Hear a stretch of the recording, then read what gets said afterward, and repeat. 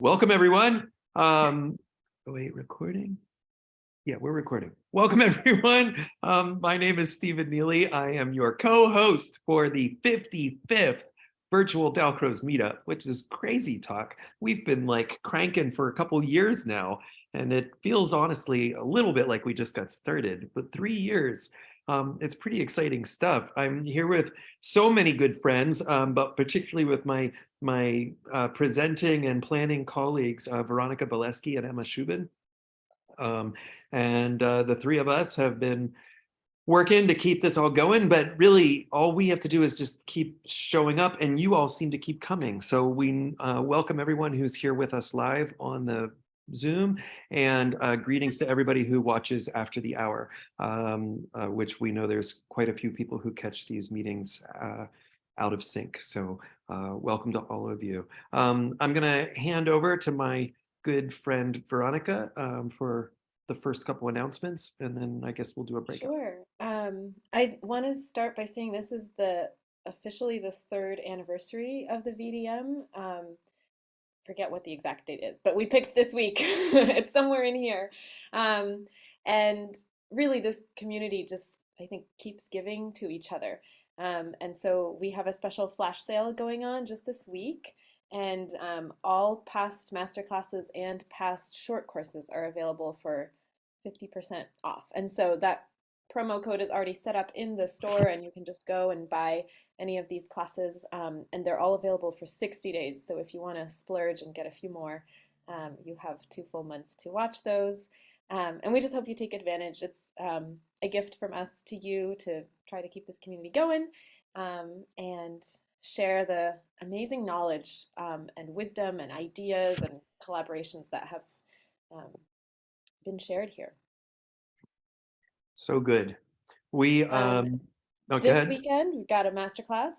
I unfortunately can't attend because I am triple booked already, but I know that some of you are planning on being there, and Aneta is really excited. She was just emailing like, "Did we figure out the time zones? Because we just went to daylight savings time, and we all got it worked out." So we were just like, everyone's going to show up at the right time, um, and yeah, we're really excited about that. So good. I think Well, that's it. that's it. That's good. Mhm. I mean, yeah, we're gonna just keep talking about how excited we are to have hit 3 years and to have a vibrant community. So today won't at all be the last time we brag about that. And you all should brag about it as well, actually.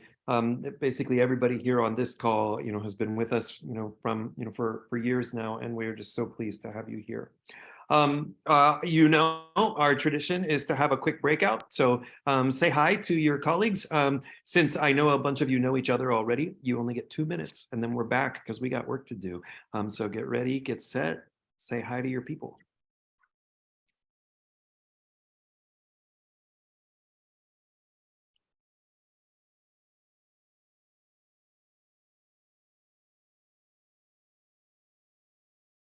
There you go.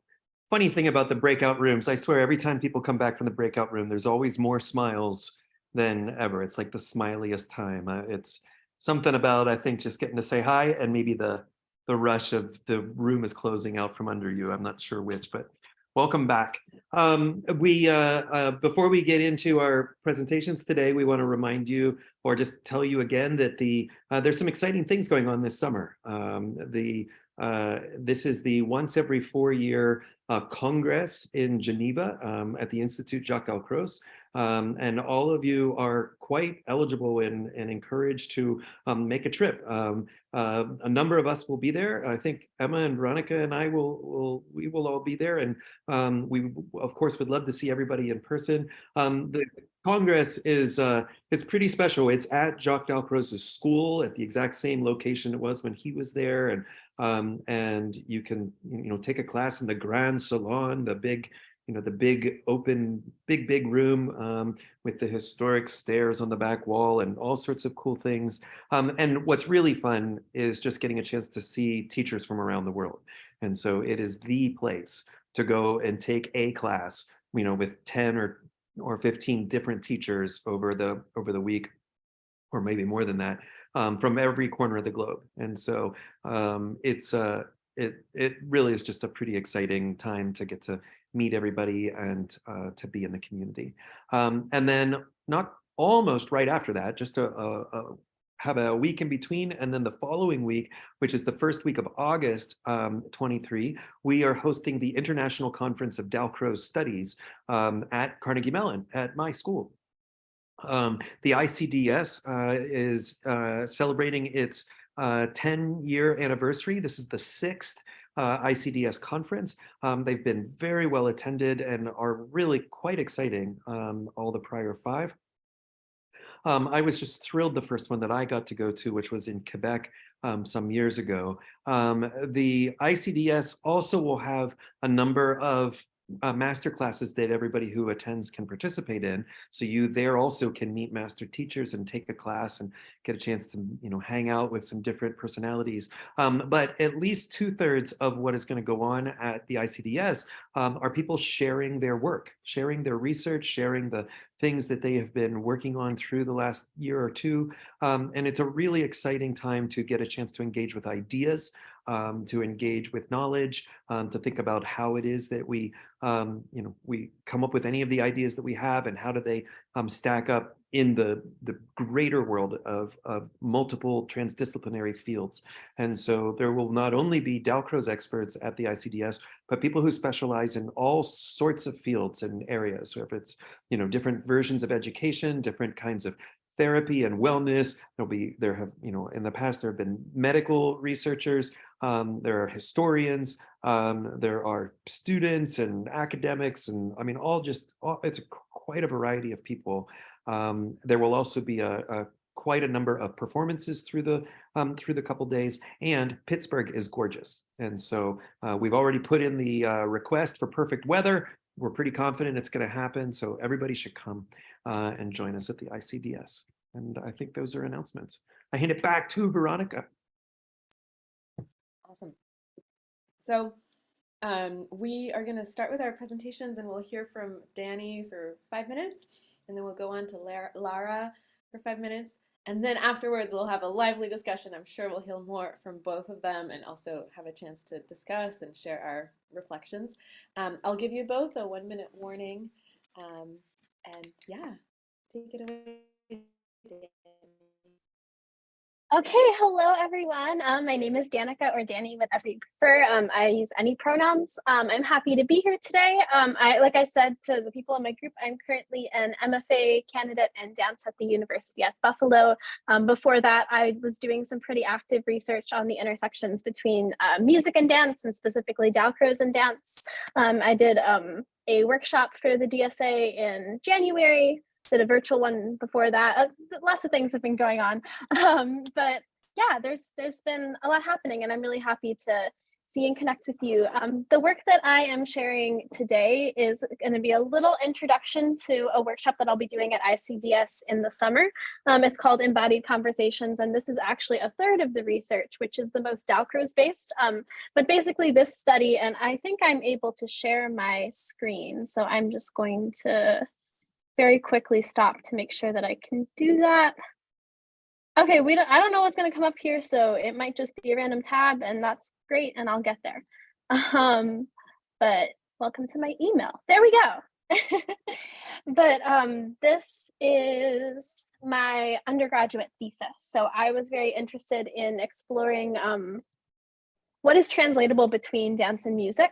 What in terms of visual expression, thematic expression and auditory expression can be translated between these instruments as they're working together. So I have a little bit of like phrases as I'm talking to just kind of get Danica, me. I'm going to interrupt you. Your screen isn't quite sharing yet. You want to undo and redo? It says you're trying to share, but nothing has come up yet. So we're looking at a black screen. Let's try. Thank you for telling me. How's that? Better? Yep, okay. You got it. Good job. Great. So I will skip through a lot of this, but basically we were looking for like where is kinesthetic empathy in the relationship between a musician and a dancer, and this part of the study was specifically done with Carl Capizzi, who was a violinist. So we were kind of studying like what can be translated between musicians and dancers, and I was the dancer in the situation. So we found that duration, clarity, and repetition and patterning were actually translatable between the instruments. And I had, I forget what it's called, but I had him doing the bowing where you're making no sound. So he's just kind of pretending to bow and not making the sound. And I was responding to the visuals. We were responding to sound that each other made. He was responding to visuals that I was giving through dance. And then we were also giving somatic based prompts using Laban to kind of get an idea of like what can we communicate and can we guess the musical phrase that was happening based on the verbal things that were going on. So these were the different studies that we did. We did an auditory one where I was listening to the music and I was trying to do basically like a music visualization to just try and see like, would this be reflecting the fullness of the piece just with my own movement. We didn't really think that this was presented at my senior recital in 2022, but we didn't think that that one in particular was as rich to show as some of the others. But we also did some somatic cues where the musician would improvise a phrase, or in the performance sense, the musician was not improvising, but was like telling me the Laban effort qualities, and then I was trying to embody the phrase. And then the musician would tell me like which song it was. And then I also had some visual studies where I would respond to the visuals of the instrument, or the musician would respond to the visuals of what I was doing, and we would see how much we would align based on that communication. This is much quicker than I thought it would be, the 5 minutes. But basically we found out that pitch, emotional expression were a little bit variable in the communication between these genres, whereas time and accent remained very strong. There was an interesting connection between the visuals and the visuals of like the technique of musicality and visuals of expressing in the body, which seemed to be different. I have 1 minute. I'm going to show a video. This was a very long study that took months. So this is an example of what we did with the visual study. Oh, hi, it's me. So, oh my gosh, friends, this is so quick. You're okay. You're Keep going. fine. We'd love to see the video. Yeah, I can show, if it's okay, I can show one. No! I'm gonna show like this. It'll be smaller, but you can see the idea. The first one that I'm showing is the visual. So he is just bowing. And I'm trying to embody the sound based on what we all knew the scores. They were some classical violin pieces that we chose beforehand. And I was trying to embody what I thought the song was based on what I saw. So that's just an example. That went on for a while and we would talk and guess which one was which. And then I also had cues where, and I don't know if I'll be able to find the perfect example of this, but we would, this is more bowing.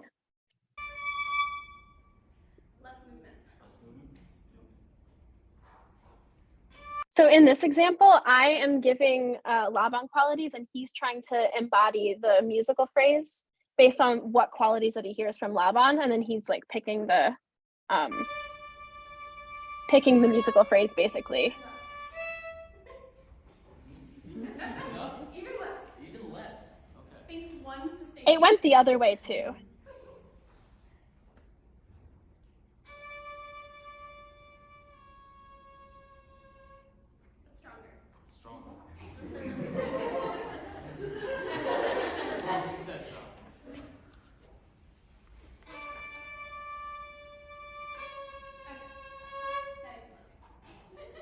So that was kind of what happened when it was between the violinist and the dancer. And then when it was, I don't know if I can find the specific dance one, but it happened in dance as well, where he would give me qualities based on the music and I would try and embody based on the qualities I would hear. And then he would play the sound and we would see if it would line up. So those were some studies, and this was the performance version. We thought that this would be the most entertaining for audiences, but we had some other studies that we did that were very like just seeing if we could come up with the music and the dance going together at the same time. We had some other ones, and then this was 1/3 of my thesis. The other 2/3, one was about embodied patterns in like babies and the ways that infants kind of had embodied connections between sound and movement. And then the other third was more about mimicry in performance spaces when you're working with like concert musicians and concert dancers. So that was a super, super fast introduction. This will be a workshop. So I'm interested in bringing like instruments and voice into the space and having this be a workshop where we're going to be guessing different pieces of music and also seeing how much we can understand what people who are communicating through sound and people who are communicating through movement can like receive from each other based on like what is translatable and what is not with different mediums, basically. That was a fever That was dream. great. Jeez. Good job. Wow. Thank you. We're gonna come right back to you. Let's go to That's Laura. so cool. Thank you.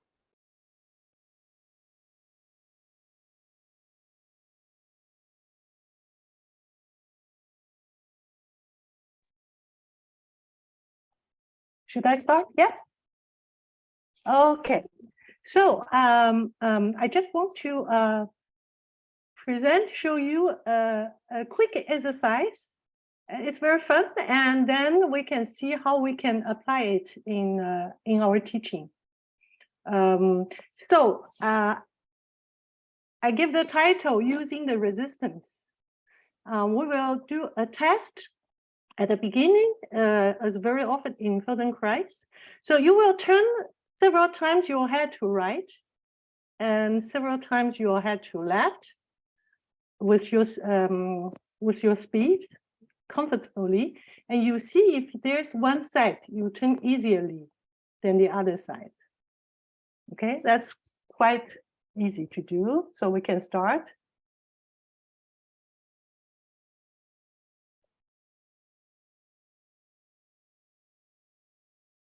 Do you know already?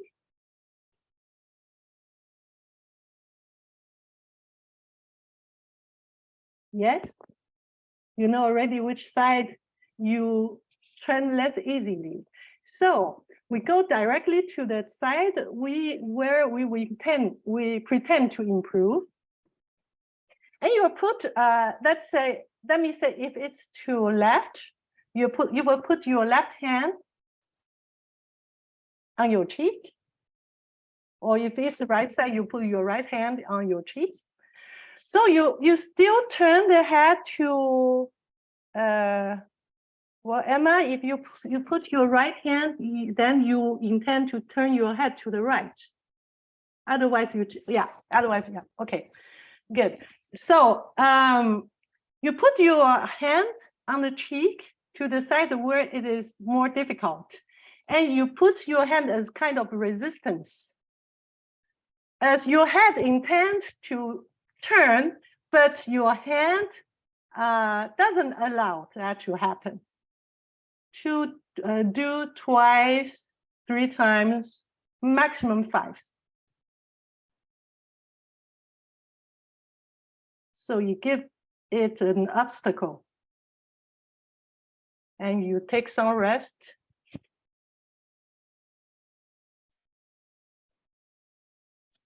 And now turn again to the same side where you turn less easily, without hand, just as a beginning to test. Do you see some difference? Or do you feel some difference? Yeah? Yeah.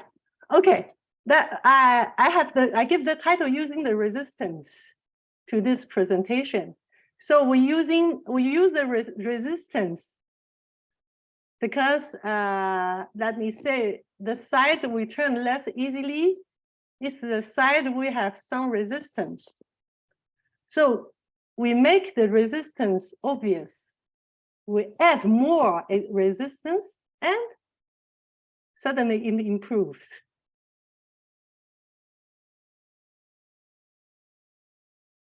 So the exercise, the sample is finished. Now I can discuss. For example, I use that in my piano teaching. Of course, not with the head, but the same principle. So I have a student who told me, well, there's a passage I make always wrong notes. I would like to play it exactly as it is, as written. So we tried a lot of different exercises with rhythm, with touch, blah, blah, blah. And also with, so I asked her to intend to play wrongly, to do the best to play the whole passage as wrong as she can do. And after that, I say, oh, well, do you feel one of the exercises helps you more that you want to practice more at home? She told me, this one which I have to make all wrong notes and as wrong as I can. So I was very surprised the first time that that came. I was very well, okay. And a 1 few minute, weeks Laura. ago, what? 1 minute. Finished? Okay. A few weeks ago, my daughter had to perform in a row two French melody on piano as accompaniment. And she told me, oh, I cannot play it in a row.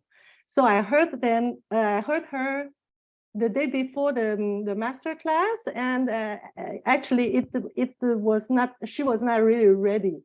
And we have only one day. So I said, oh my God, what can I do with her? And I said, okay, do your best to play wrong from A to Z. And she did that. And I say, how was it going? And she said, well, it's interesting. And when she played in master class, I was really surprised. And I have friends who told me, wow, she has practiced very well at home because it's nice. The sound is beautiful and she played in a row, no problem. So I finished.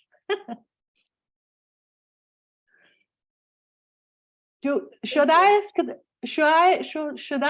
answer what wrong entail? Because Sure, there's that'd a be great. question. We can start with that. Yeah. So for example, if the person has a difficulty to play right rhythm, then I ask her or him to intentionally produce wrong rhythm at that passage, wrong compared to what is written. Or if the difficulty is with notes, not rhythmic, but the notes, then I ask the person intentionally to play wrong with notes. And I have to say that these two cases are teenager students. So my daughter, who doesn't study with me, but with one of my best friends, and the other, my student, both are teenagers. So I think they have already some notions about what should be right. But because I don't know if a beginner who has no any idea about if this trick works on them, that I don't know. But if they know something already, it can be very funny to try and fun for them. Thank you. You're welcome. So Looks like Celiana is writing more in the comments. Nice to have you here. okay, Thank you good. so Fine. much to Lara and Danny for sharing. Both of your presentations were wonderful, and we're so grateful that you are bringing some of your current thinking to help us all aerate and bring some new ideas into our lives. Does anyone have a comment or a question to start with? I will say I still have a very keen memory. Sorry, Deb. I didn't That's see. okay. of being in one of my very first master classes as a student at Interlochen Arts Academy. I left home when I was like 16 or so to go on this endeavor, and I was having trouble with the piece. And my teacher said to me, "Oh, are you having trouble with the notes there?" And I said, "Yeah, I've practiced, but I'm nervous." And so she said, "Why don't you try and miss that note?" And I still have this memory of playing that passage beautifully the next time. I focused in a very different way while trying to make this mistake.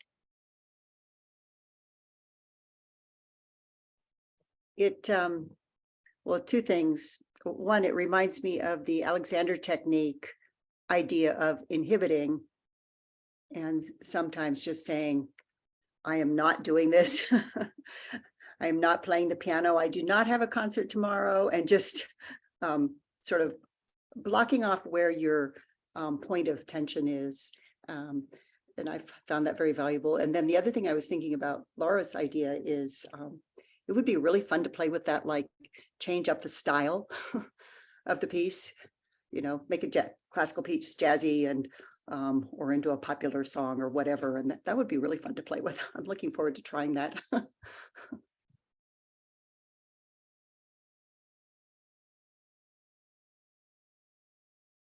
I have a question for Danny about the performance that you guys gave. I guess I just was surprised that you would. Were you sharing the performance as a presentation of your research, or more as ongoing research, and then you just wanted an audience there to, I don't know, have extra good energy in the room and feel how people respond to it? Yeah, so this was, like I said, was a semester-long project that we were engaging in. So we were doing weekly research sessions where we were asking these ideas and kind of exploring. So the performance was kind of a segment of that we thought would be suitable for audiences. I was putting on a full thesis concert. So this was in a collection of a lot of other, I had some solo jazz, I had a couple dance pieces, I had a jazz ensemble that was there. So it was kind of a whole variety show going on.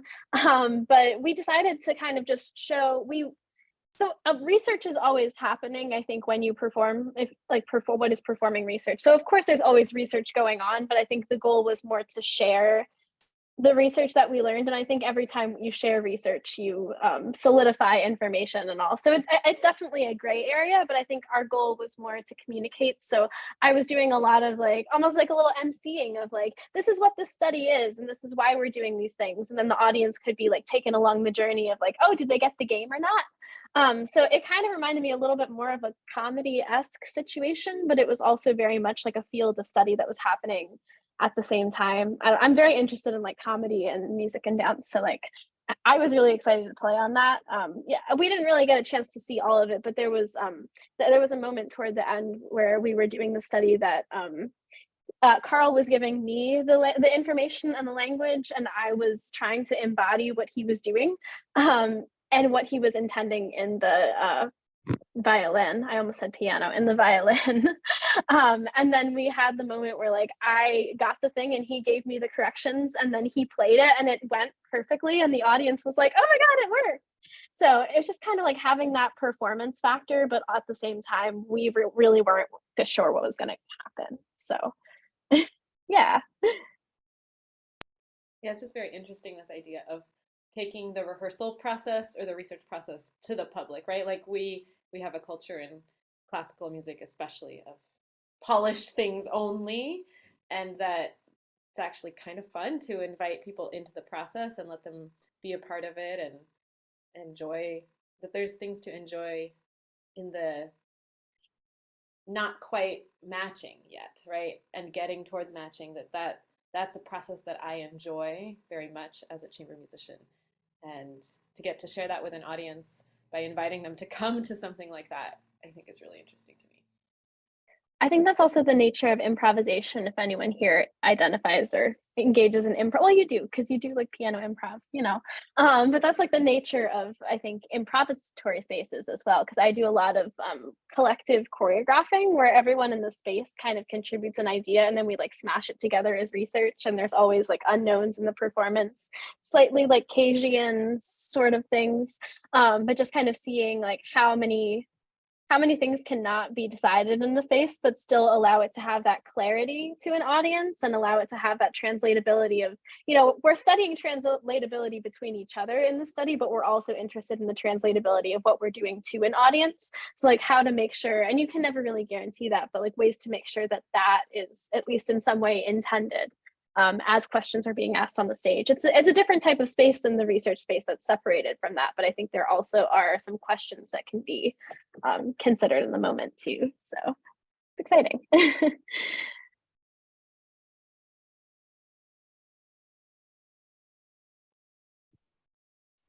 What else? Selma and then Rebecca.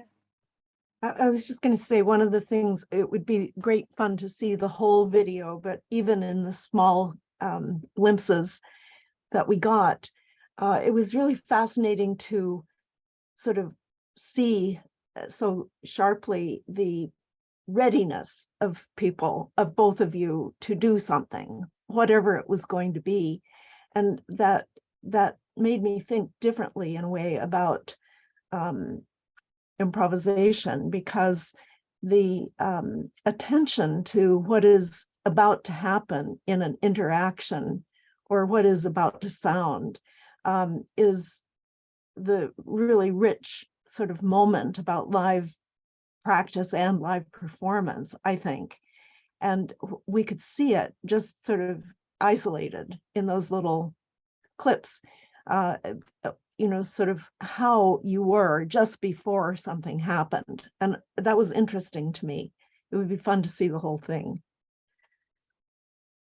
Sure. I think that anticipatory space, we were also questioning what is the nature of a converse. Actually, this was more, I was doing a duet with my dance friend who at the same time, and we were researching what is the nature of a conversation and how can we put that in the body. So my whole semester was all conversations, but we were exploring a lot of questions like that too, of so what happens when people just monologue and someone's not listening, and how would that be in the body different than people who are having more balance, and how does the length of interactions affect, the musicality of the conversation kind of changes what is possible in the conversation. So I was really interested a lot in studying the differences between those things. I think there's a question in the chat, but I think we also had a hand. So let's go to Rebecca and then we'll answer Celiana's question. I have two things. What you just said sort of brought up a thought in my mind about conversation, and you talked about a monologue, but it also made me think about what happens when people are having a conversation and the other person, because humans do this, is thinking. And so you could represent that thought pattern of the other person while the one person is communicating. I just think it would be so fascinating to watch us see ourselves in the way we communicate on stage, represented physically. I have a technical Labani nerd question. So did you and the violinist have the common knowledge of the Laban efforts? Did you educate him on those so he had a way to communicate that language to you? Yeah, so he had some. I am not a Laban specialist by any means, but I've had enough training that we decided I think he had taken some course that used the vocabulary. So he had a little bit of familiarity, but we had to do some building in our research of what specifically in Laban would serve this within the time frame that we have. And we decided on the effort qualities because we thought that they would communicate the most to expression and tension and, as opposed to space. But we did in our research before the performance, we did do a little bit of exploration on additional Laban effort qualities. And I'm going to go back to my slide. I had a slide that I very quickly brushed over, but we were specifically looking at heavy, light, sudden, sustained, direct, indirect, and bound versus free. And we made some very specific decisions about what are those defined for the purpose of the study. He was a theater and something not artsy double major. So he had some intersectionality that allowed him to kind of explore. And we had also been in a movement improv class together before. So we had some shared background from that. And did you, also, sorry, go ahead. It's okay. I was just going to ask you another question. So you go. No, I wanted to speak on the nature of the length and thinking in your head. Another thing that we specifically went through, and that I do this with a lot of research that's happening in the moment, especially like conversational research, because last year was my like conversational research time. So all my pieces were about that, was we really studied duration.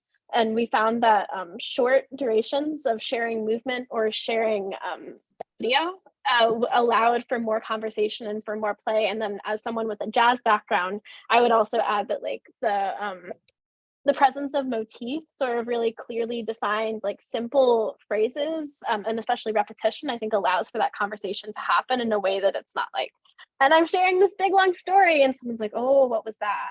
But I think there's also a lot of possibility in there. So just recognizing the differences that are possible with like limiting conversation to be one thing and then studying that. But what was your other question?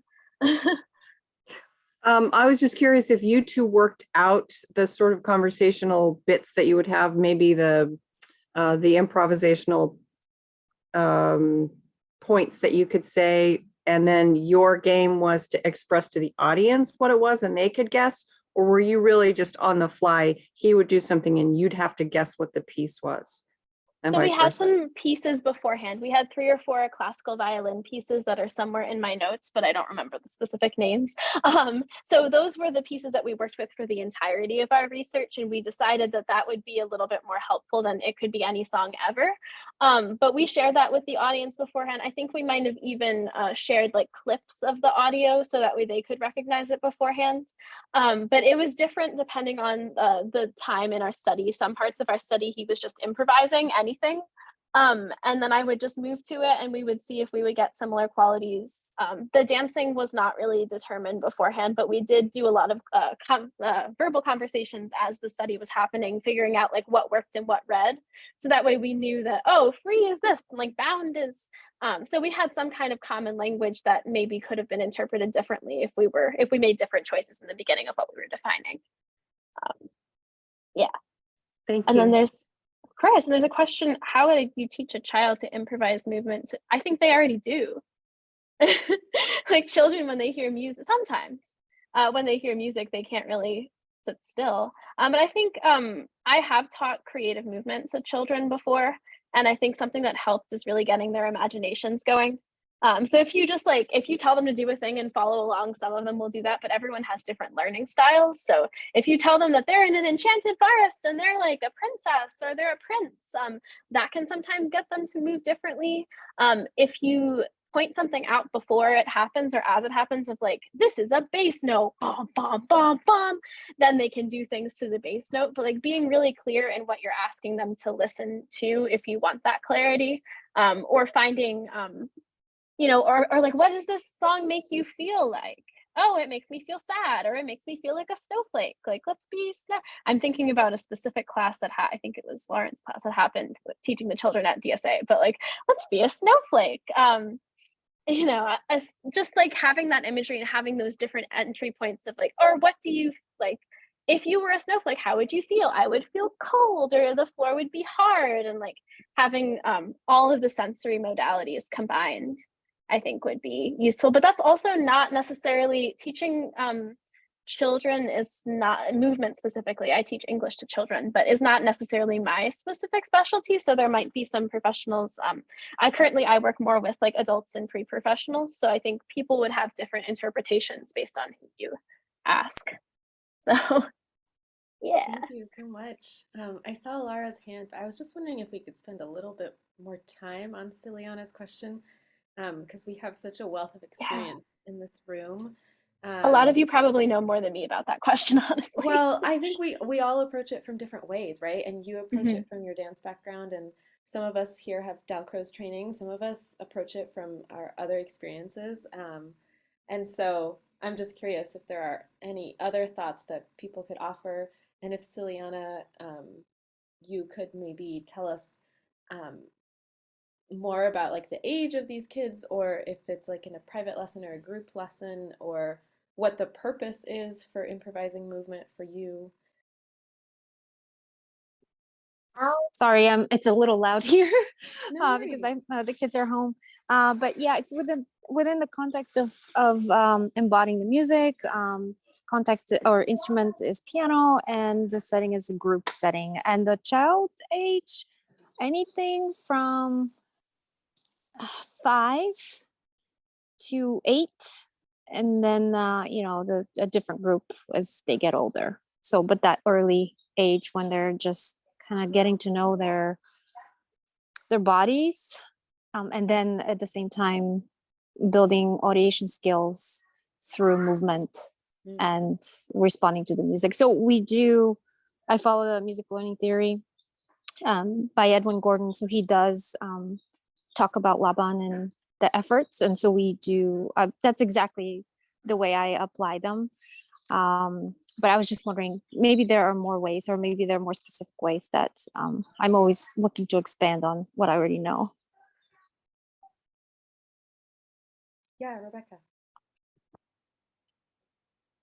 The thing I find the most useful in my teaching is to go from something that they know how to do already, and then helping them to relate that to what you want them to have. So if you're looking for, say, a movement to be, say, a swinging motion, you could ask them to sort of separately try to swing, or if you affiliate it with something that they know, like remember how it feels to swing on a swing set. What does it feel like to throw a ball?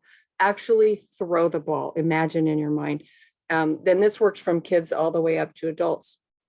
If we're asking them to do something, to improvise, a lot of people get really paralyzed with that concept because they don't know what's right or wrong. They don't know how to come up with something on the fly. But if you give them the ability to associate it with something that they already know how to do, then they can take that kernel and add onto it or grow it into something else. I don't know if that helps, if I'm explaining that clearly, but and it isn't really even so much imagery. That's what I want to make sure that's actual physical movement. So if you have somebody who, say, for example, if I want to teach somebody about breathing in a voice lesson and they're not inhaling before the time when they're supposed to start. So for example, anacrusis, I can say, this is the downbeat, this is where the hit is. I go all up in my head. Or you use the image, it's not an imagery, it's actual physically, you're a tennis player. You know what it feels like to actually play tennis. I can imagine what it feels like to play tennis, but if I don't know exactly what it feels like and my body doesn't know how to do it, it's imagination. If my student standing in front of me plays tennis every week, every day, they actually have that in their body, in their muscle memory, what it feels like to do that. So I try to carve out information from them about what they do in their daily lives. It's a little harder with little kids because they can't articulate it as well, but you can watch them and they can, they've all had experiences doing something, but something they literally know how to do without thinking about it, that is in their body, is more of it rather than imagery. Does that make more sense?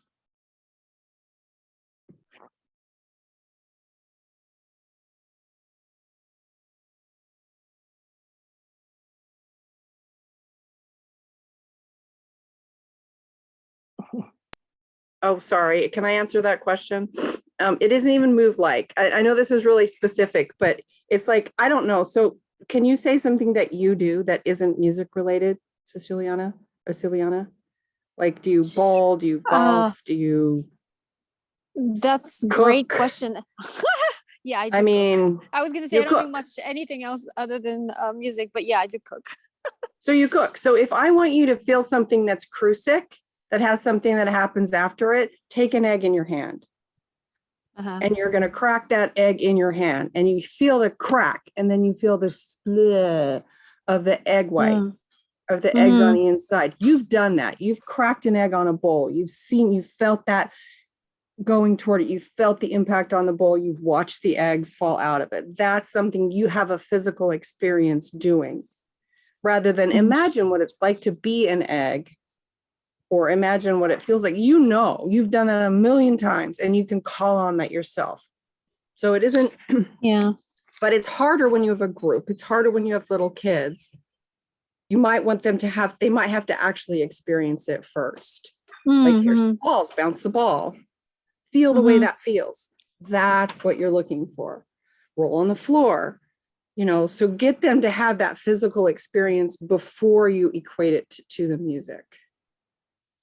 Yeah, that's a wonderful idea because every time I've attended a workshop that discusses movement prompts, I felt that what you're saying, but I just could put it in those words, that it a lot of the prompts were not something that the kids were familiar with, or at least they didn't. When I tried it out in my teaching, they didn't respond the way I was imagining they would. And so I think that must have been the problem, that they just didn't have that movement vocabulary yet.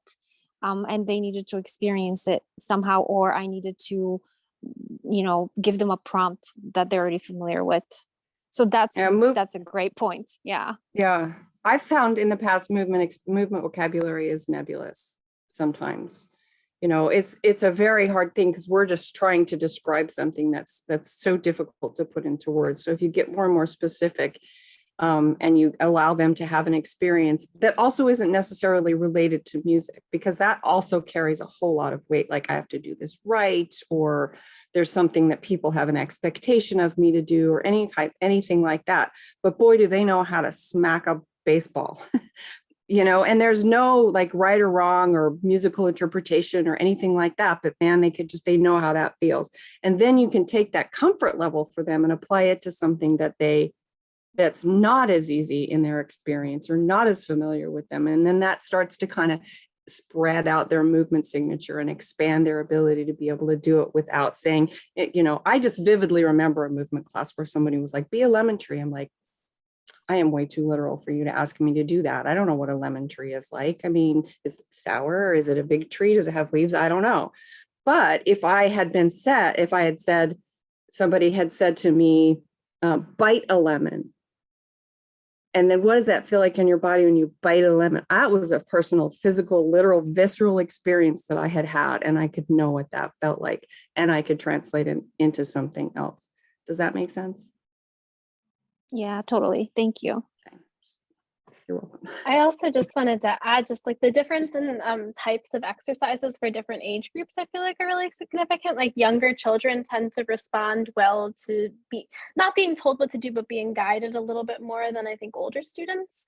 So there can be a lot of variety, but also everyone has different learning styles and a lot of neurodiversity in spaces. So some students might need like moments of silence to be able to process things, or some students might need, especially if they're a little bit older children, might need like time with a peer to be able to like talk and explore together, or like just recognizing the possibilities of different modalities, but also recognizing the limitations and possibilities of certain age groups. If you ask like, and this isn't really the question because I know you're talking about younger children, but if you're asking, middle school age or high school age children to do things that are creative, there can be an additional barrier of like, what are people thinking of me? And then recognizing how to like break through that. So just like finding the different modalities that are possible in like solo group, not ensemble, but like entire class exercises. You're led versus you're making decisions on your own, but also recognizing that different age groups respond differently, I think is helpful to me when I do, especially when I'm asked to teach an age group that I'm not used to teaching, since I am teaching more in colleges now. But yeah. Thank you. Lara, did I see your hand like a while ago? Did you want to add something? Yeah, at that time, I just want to relate that Celiana has a question, and I think many of us can maybe have some suggestion for her. Yeah. Anyway, I don't know if Celiana is it? If you teach, you think about a group student, children, or young adult or teen, or you think about a private lesson with 1 or 2 students, then you probably will do something different.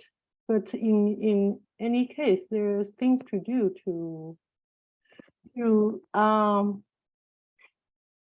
swing between movement and music, and come back from movement to from music to movement, and so on, so on. It's like a kind of interaction. If we are alone with a student, we have to be the second part of this dialogue. And if you have at least 2 students at the same time, they can do it. You just propose things. Yeah.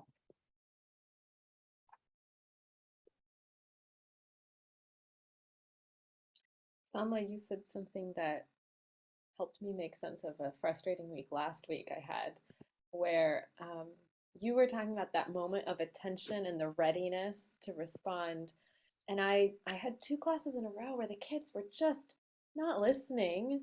And I was like getting cranky with them for, like I'm giving directions and they're crawling around me playing chase with each other. I'm like, what is going on here? And I always, when I get frustrated and I try to explain why, I always try to just tell them like, I'm not telling you to do this just because I said so. I want to give them a reason why. But it was in the moment so hard for me to articulate the reason. But I think in an ensemble of musicians, I have learned that there is so much that we can gain, and it's such a beautiful experience to connect with each other.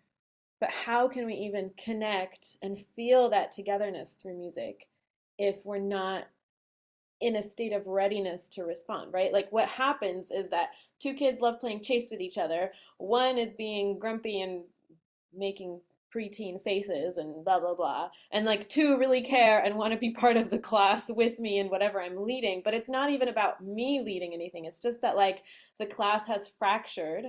And I believe that there's a musical experience that we can share together that's going to be really beautiful if we all work together. And I don't want to be the dictator. I'm just offering myself as the guide. But I found it hard to explain to them what was missing that they were missing out on. So I'm gonna try to share a little bit of what you said with my classes this afternoon.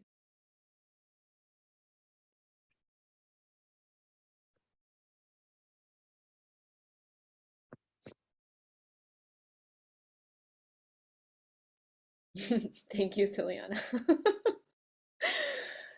Yes, melty down classes.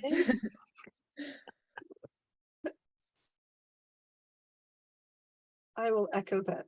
I'm always surprised. I have students who I think have not paid any attention in some of my slightly more rambunctious classes. I think Debbie's heard about a few of these. And we've had some summer camps this week where the kids are like, oh, Miss Emma, can you sing that song we've been singing in class? And I'm like, I swear, no joke, even as an experienced teacher, I had this child like wandering out of the circle, as it were, while things were happening that I thought were pivotal, that surely they had to focus in X, Y, or Z way to really get. And they're fully singing the songs where the other kids at camp, it's new to them, they don't know it. But I didn't think that this particular kiddo had received any of that information.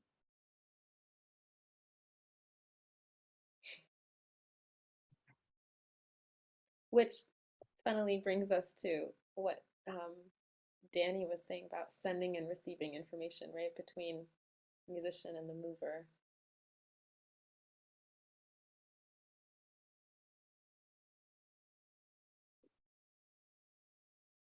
It does Right. beg. Any last Are we comments? there? Got 3 more minutes. Yeah. I will say, I wonder if it begs the question of like, how can I stay as the teacher more present to the process of how I'm sending, receiving versus what reaction I am getting from my perceived audience. I don't know if that makes sense, but sometimes Can you say it again? sometimes I think that learning looks like X, Y, or Z, or listening looks like a certain way. And I focus more on getting that behavior from my kids versus just focusing on delivering something kind of in the truest to me form that I can. And I think especially for all of us who are dealing maybe with classrooms in post-pandemic times, we get a little caught up in that loop, or at least I found that I have. I mean, that goes back to what I was sharing earlier about clarity, because like as a choreographer, as a dance artist, you don't, well, I'm not going to say that you don't, but sometimes if you're working within Western concert dance and within proscenium spaces, you don't always know the reactions or the feelings or the attention of the audience. So when people are creating the choreography, it's more about like, what what are you trying to communicate? What are you trying to portray? And some people have clarity as a value, some people don't, and both are very valid. But just recognizing with the intention of like, what do you hope to communicate? Like, why is this on the stage, basically? And sometimes when you can't always read, I think it's similarly about that when I'm teaching large groups of people, because you can't always read every person's individual reaction. You know, you can try and you can connect, and that's also like an incredibly valuable thing, but just recognizing that sometimes, you know, reflecting on the information that's being shared sometimes is one of the only opportunities that people have to decide what they communicate, which is strange and different than a conversation where you are getting kind of a response back. So, but both exist. Thank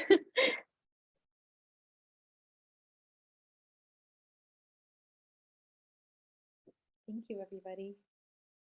Really fruitful conversation. Thank you for being part of it. Thank you for the questions and all the back and forth. We hope to see you at the masterclass this weekend with Aneta. Go use that 50% discount that's in the VDM store right now for all the past masterclasses and short courses.